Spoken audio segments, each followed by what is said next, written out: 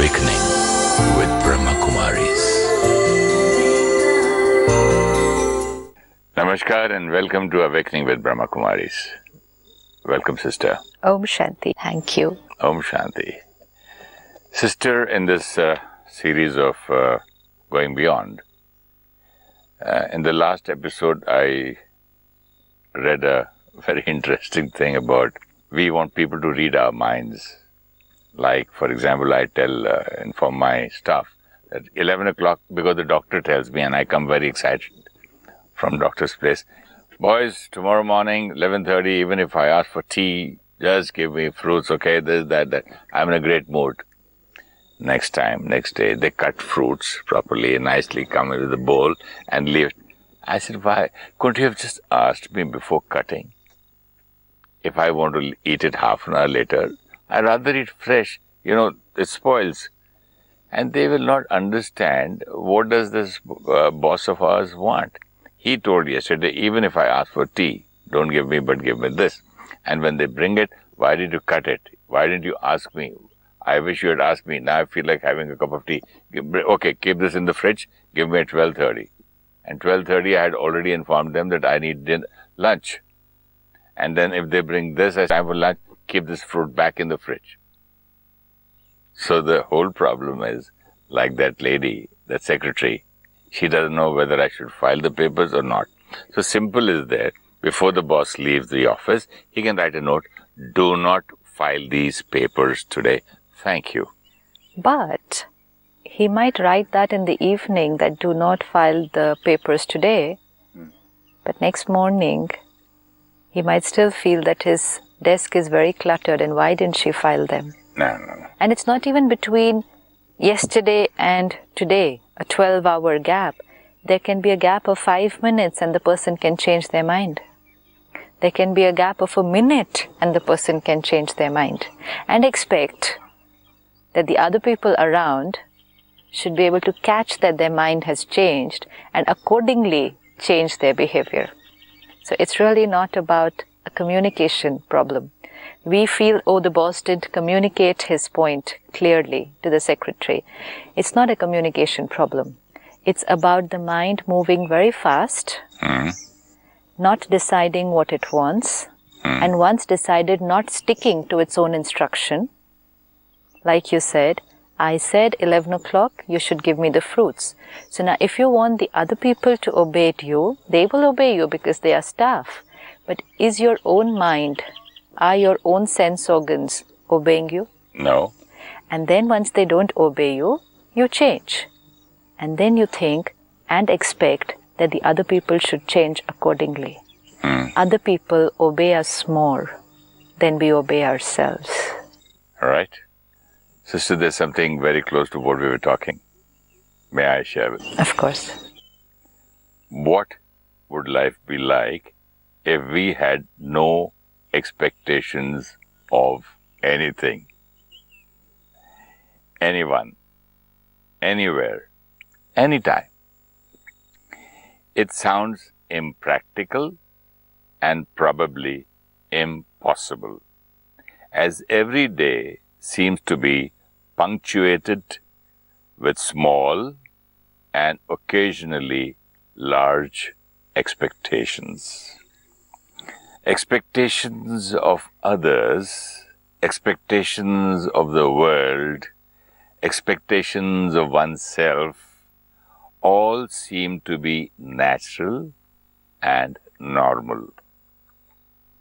And if we can be free of all expectations, we would be more open to whatever may happen and then better able to respond proactively to whatever does happen. How deep? Every line of it is very deep. Let's see the first part which says, today we have expectations of everyone, every time, everywhere. And can we conceptualize a life where there are no expectations? Anything, anyone, anywhere, anytime. Anytime. Anyone, anything, anywhere, anytime. This is probably too much to ask for initially. can we just see even one relationship? Let's take that same boss and the secretary. Or let's take you with your staff who's supposed to cut the fruit at 11 o'clock. I'm always ready, sister, to be the student. When we take it to our own life, it just becomes so easier to apply the knowledge. And then, because while if you're talking about that boss and that secretary, we are a detached perspective. And when we are detached, we can see that everything is right. We can understand how the boss is being unreasonable. We can understand why the secretary is confused. But when we see it in our situations, like you said, you giving instruction to the staff, in this case, we are not detached. No, it is more authentic, sister. It's just that I'm very clear and confident and open about myself. Yes, this happens to me. And I'm not shy about it. But then that itself makes learning so easy. See, because this is level of awareness. Aware that this is what I'm doing and ready to be open about it. And so when we are ready to be open about it, we are ready to receive. So you're ready to take and then experiment with it and then apply it back into the same situation.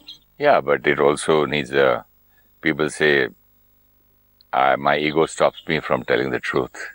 Not in public, not in front of the camera. Millions of people will watch it for hundreds of years. Once a thing is recorded, it's forever. No? Yes, but it's an inspiration, a learning first for ourselves and an inspiration to many, many to be aware of what they are doing in their daily life and ready to be experiment and work with it. So no expectations. Yes, no Anytime, expectations. Anywhere, from anyone. Absolutely. And then now to think of it, that how can this really work in practical life? Is it possible that we're going to move around working with people, being with children, husband and wife, parent and child, the same boss and the secretary, no expectations? You and your cook, your staff, no and expectations. My fruits and my food. No expectations. What is it going to mean, no expectations? It doesn't mean you will stop giving instructions. It doesn't mean that you will stop telling them what to do, what not to do. But it just means that whatever is the outcome, the last line says that if you don't have expectations, then you are open to being in the present moment and then respond proactively. Now, I expect you to be here at this time. Expect. Expect means I've already created what I want you to do, and that is the right way. So I expect. Now this will start in small things and like you said, go on to the bigger things in life. So when I say I expect you to be here on this time, and then the other person may not reach on time due to whatever reason. Reason is not important. We say, oh, but the reason was so small, they should have come. It's not about the reason. Situation is, they didn't come. They didn't do their work, whatever. Now if I say I expect, which means it has to be done only that way for me to be stable. And if it's done any other way, because it is not what my programming was fed with, I'm going to react. Even if sometimes the other way is better than the way that I expected. Even if. So if my programming says I expect you, let's say I expect you to wear a white shirt. And which means I will be happy only when you wear a white shirt. Now dare you wear anything else, and I'm not going to like it. Even if it's looking better than white, I'm not going to like it because I expect you to wear a white shirt. And then when you do it little different, do something different, wear something different, I react. And when I react, I say, you are responsible for my reaction. I'm unhappy because you did not meet up to my expectations. And then my third line in big situations can be, you let me down.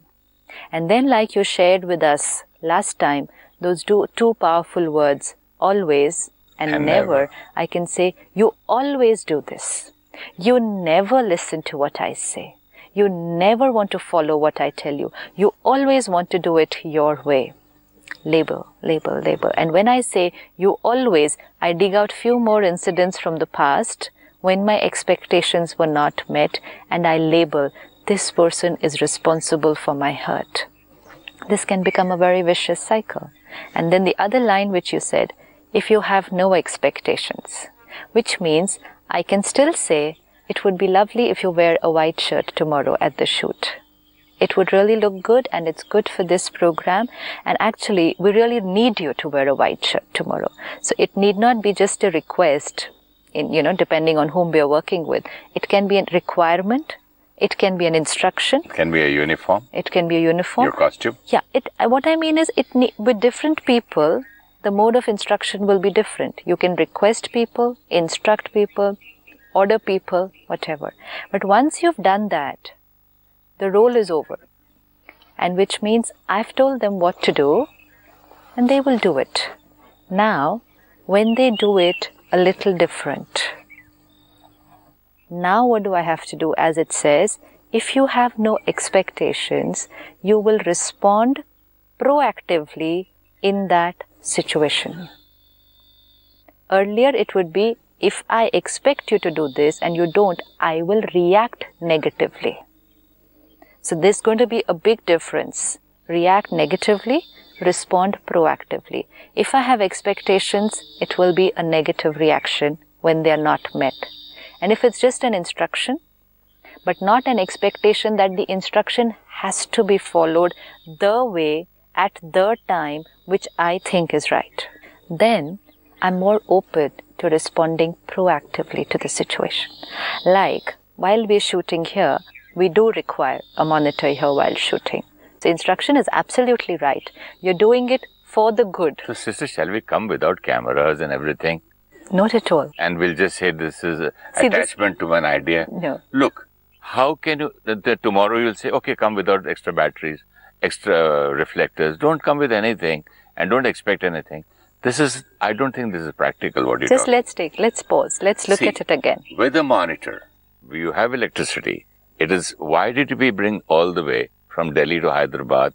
Why did we pay the extra luggage? Why did we request and pack it so nicely, sweetly and bring it just to keep it in the room?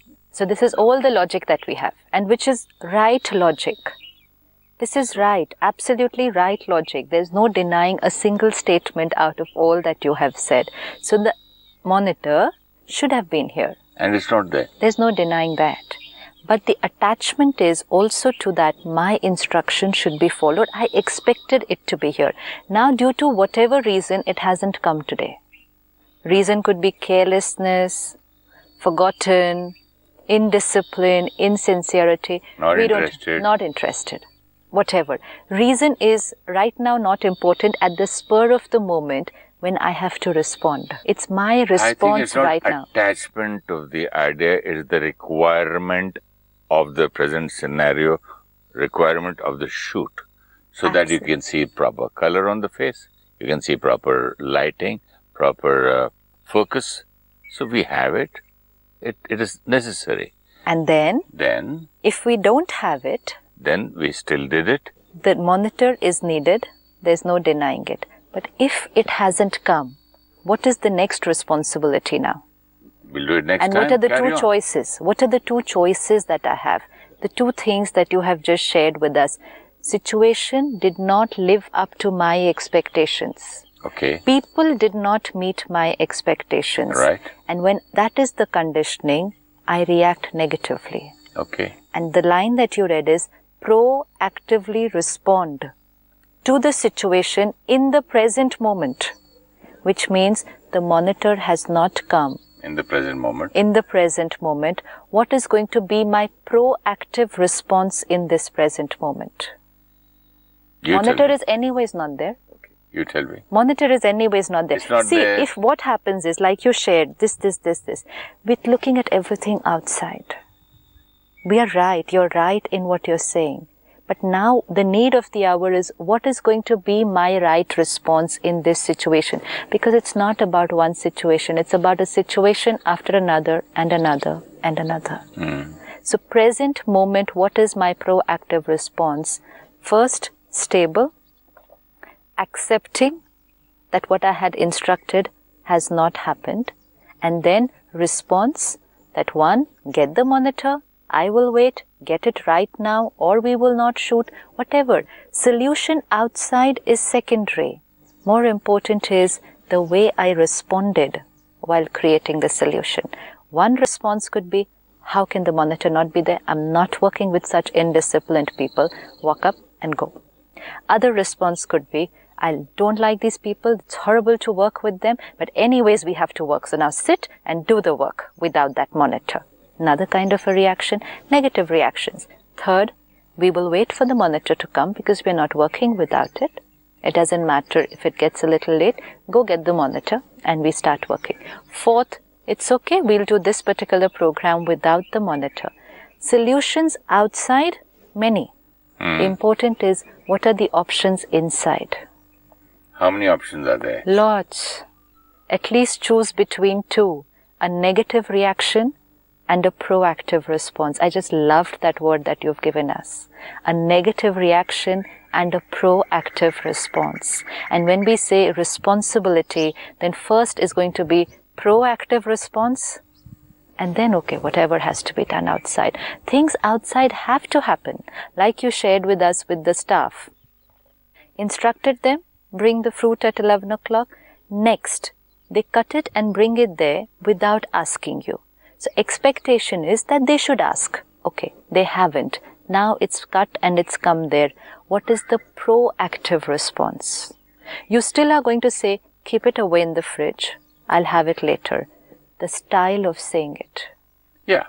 The way of feeling. Sorry, I'm sorry, I feel like having a cup of tea. Just keep it in the fridge. Proactive response. And negative reaction? Can't you just do this much? Don't you have little brains? I'm sitting in front of you. Just ask me before cutting. Am I cutting or shall I cut it or not? This is the other way. So you got both of them. Yeah, we have a choice. So it's not about the fruit. It's not about the staff. It's not about the monitor. It's not about the secretary. It's not about the file on the desk. So finally, it's not about the situation. It's not about the situation. Any situation, but it's finally how you react, proactive or negative. React negative, proactive response, and that line which was being in the present moment, which means I may have expected something else, but the present moment has something else to offer. I may have expected that someone should be here at 7 o'clock in the morning, but the present moment says that it's 8 o'clock and the person still hasn't arrived. So this is the present moment. Now I have to choose my response to the present moment. But if I'm going to say, yesterday I told you to come at 7 o'clock, this is how you all are, indisciplined. And like you said, you are always like this. You never listen to instructions. Yes. Then I'm no more in the present moment. I have gone to the past.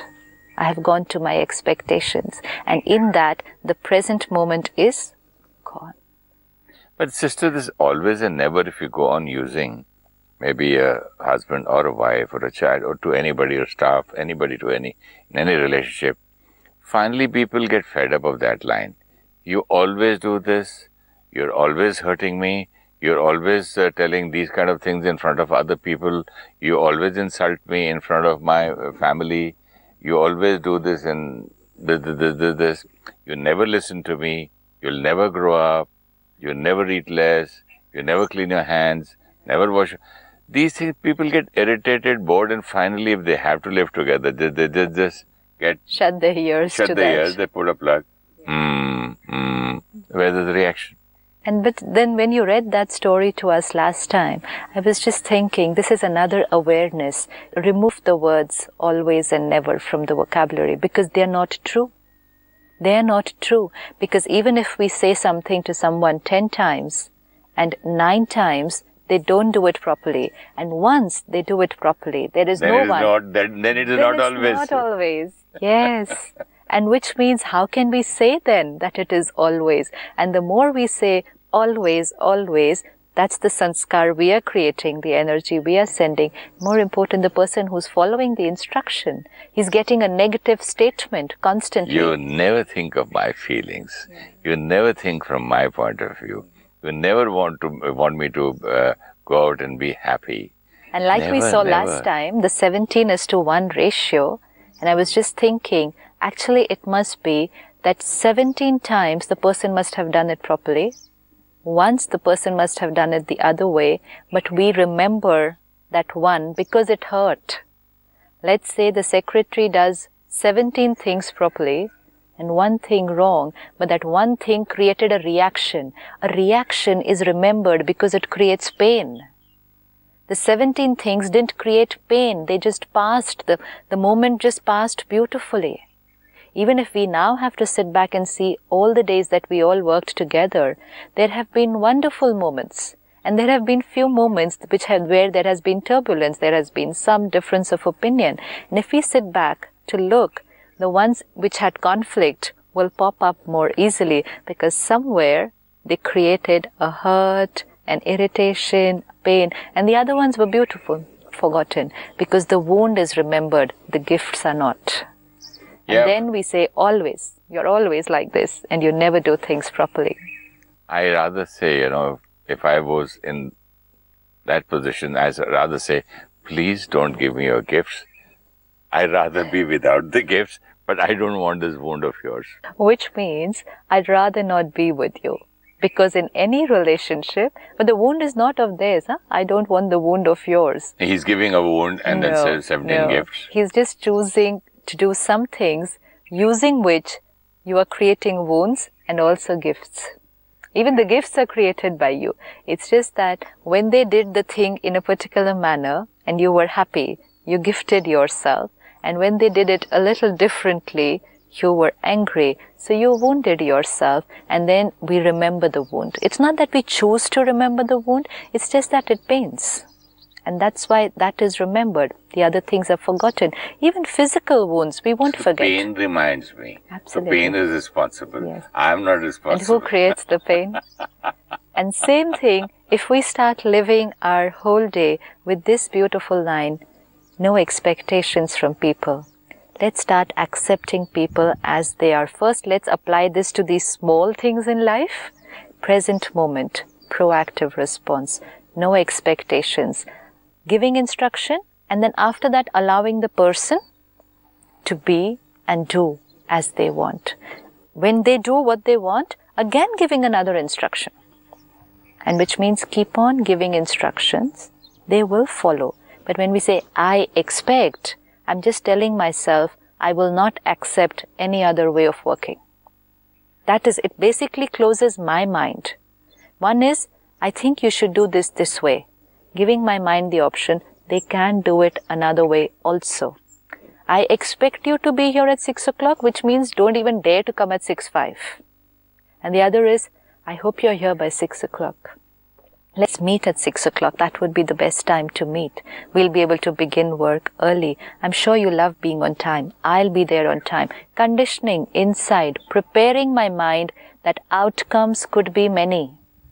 Outcomes will not be what I expect. And if I continue to keep expecting, then I am responsible for all the wounds that I'm creating when people are not going to enact their scene according to the way I think they should do it. I wish a few teachers who teach music, singing, dancing, or golf, would learn this kind of a way to teach.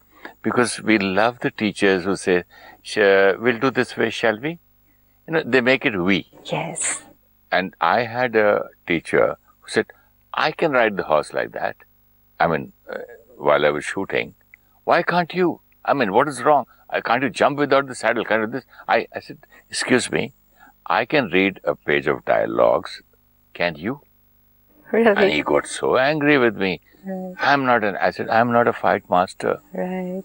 If you're not an actor. So please, I'm an actor. It's more about they want you to do it. See, I love the way you're teaching us, and I hope teachers do that, because even in golf, again you're doing using hands. I told you shoulders.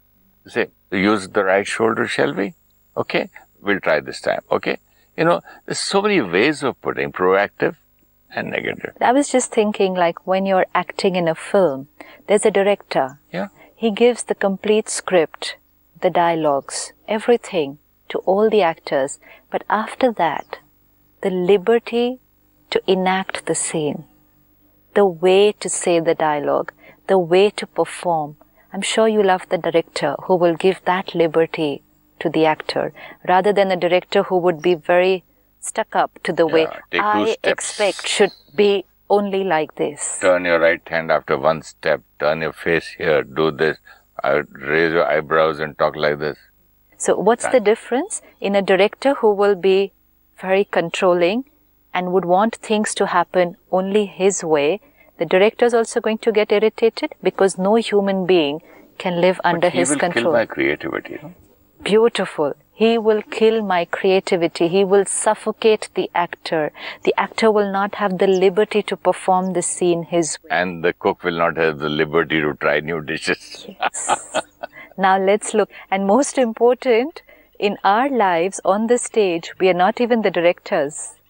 We are only actors. And each actor today wants the other actor to enact the scene the way this actor feels right. So we are trying to become the very demanding directors of other people's lives. We're killing their creativity, and most important, we're killing our creativity, because this is creativity, how to respond. Creativity, how to respond in every scene, in every situation which comes to me in the present moment. Instead of saying, this had to be like this and so obviously I'll get angry. No. This is a new scene that's come. The monitor has not come, is a new scene. Creativity. How should I enact my scene now? It did not come yesterday, that was another scene. That was another scene, every moment. And that's why present moment means a new scene, the other actors performing a different way, and my responsibility is only using my creativity to present my scene in the best way so that everybody else says, once more. So finally, it's me to be stable, me to be in the present moment, and never say never. And always. And always, never say always you do this. Yes. You're always nice to me. Yeah. Thank you so much. Thank you. Thank you so much. Expectations means we have decided the outcome of a situation or a person's behavior, and according to us, that is the right way. We want the outcome to be only our way for us to remain stable. If it happens any other way, we will get disturbed, even if it is a better way. When we get disturbed, we hold them responsible for our reaction, and we feel that they have let us down by not meeting our expectations. Not having expectations does not mean that we will not give instructions or corrections. It means whatever may be the outcome, we will be open to being in the present moment and respond proactively. Give instructions and opinions, but do not expect that they have to be followed the way and at the time which we think is right. If we have expectations, we react negatively. If we do not have expectations, we will accept the outcome and respond positively. If we get hurt and react often, very soon we label them saying, they never listen to us and they always let us down. If you wish to discuss your problem or have a question to ask or want to know your nearest Rajayoga Meditation Center, write to us at awakeningwithbks@gmail.com.